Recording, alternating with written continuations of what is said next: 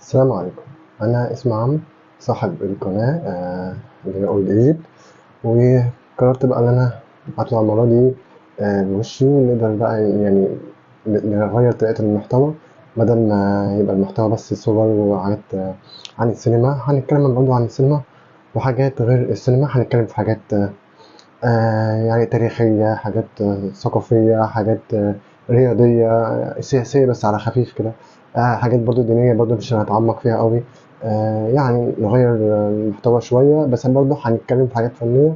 بس قلت ايه، اظهر لكم بشخصي، واتمنى ان انتوا يعني تدعموني باشتراك اكتر ومتابعة اكتر، عشان ان شاء الله هيبقى في حاجات احسن واحسن. النهارده هنتكلم أول حاجة هنتكلم عنها النهارده، وهو عن العلم المصري. العلم مصر طبعا معروفة مصر من زمان جدا، من أيام الحضارة المصرية القديمة، وهي تعتبر من أول الدول عرفت آه، معنى العلم، أو قدسية العلم، أو رمز يعني أهمية العلم بالنسبة للبلد. وطبعا معروف إن العلم بيبقى رمز للبلد. يعني في بعض الدول بتحط شعار مثلا حيوان، طائر، بيكون هو رمز للبلد اللي هي فيها. فهنتكلم طبعا أول حاجة عن العلم المصري. العلم الأول لمصر كان أثناء العصر العثماني، وكان اللي بيحكم مصر ساعتها هو الوالي محمد علي باشا. والعلم كان لونه أحمر، وعبارة عن هلال ونجمة سباعية. والعلم كان من عام 1805 لحد عام 1848، وهو كان نهاية الحكم محمد علي باشا. أما العلم الثاني كان من عام 1848 لحد عام 1867، وهو لا يختلف كتير عن العلم الأولاني، باختلاف بس شكل النجمة. النجمة الأولانية كانت سباعية، النجمة الثانية اختلفت بقت خماسية. وطبعا العلم ده كان موجود من ثلاثة كانوا من عائلة أو من سلالة محمد علي باشا، وهو إبراهيم باشا، ثم عباس الأول، ثم سعيد باشا.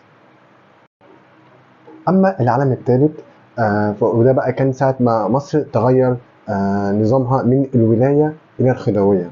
العلم الثالث كان عبارة عن برضو علم لونه أحمر، اللون ما اختلفش، ولكن الشكل من داخل العلم هو اللي اختلف، اللي هو بدل ما كان هلال واحد بقى 3 أهلة و3 نجوم. يقال إن هو العلم ده يعني ال3 أهلة يرمز إلى انتصارات مصر في آسيا وأفريقيا وأوروبا.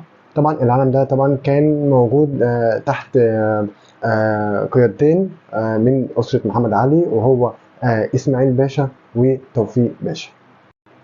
أما العلم الرابع معانا، وهو علم طبعا آخر علم معانا في النظام الخديوي، واللي هو كان وقتها ماسك البلد عباس الثاني. طبعا العلم ابتدى كان من عام 1881 لحد عام 1914. والعلم طبعا هنرجع للعلم اللي هو قبل اللي هو العلم الثاني في النظام المصري، اللي هو العلم الأحمر والهلال والنجمة الخماسية. أما العلم الخامس معانا، وهو بقى العلم كان طبعا كان علم السلطنة، لأن مصر نظامها اتغير من الخديوية للسلطنة. والعلم كان من عام 1914 لعام 1917، وكان ماسك مصر ساعتها هو السلطان حسين كامل. العلم كان عبارة عن العلم الأحمر والثلاث أهلة والثلاث نجوم الخماسية. كده يبقى انتهينا من الجزء الاول من تاريخ العلم المصري، وان شاء الله هيبقى في فيديو تاني لتاريخ العلم المصري، عشان يبقى خلصنا تاريخ العلم المصري من بدايه محمد علي باشا حتى علم مصر الموجود حاليا. واتمنى رب اكون خفيف عليكم، واكون يعني اكون سبب ان يعني حد عارف معلومه من عن طريقي. وزي ما قلنا ان احنا مش هنبقى نشتغل كتير عن المحتوى بتاعنا اللي كنا بننزله زمان، لكن ضفنا عليه بعض حاجات محتوى تاريخية، حاجات سياسية، حاجات دينية على خفيف. يعني إن شاء الله ربنا يوفق إن شاء الله، وأكون أنا خفيف عليكم. ومستني منكم بقى الدعم واللايكات بقى والمشاركة، وألف شكر لكم.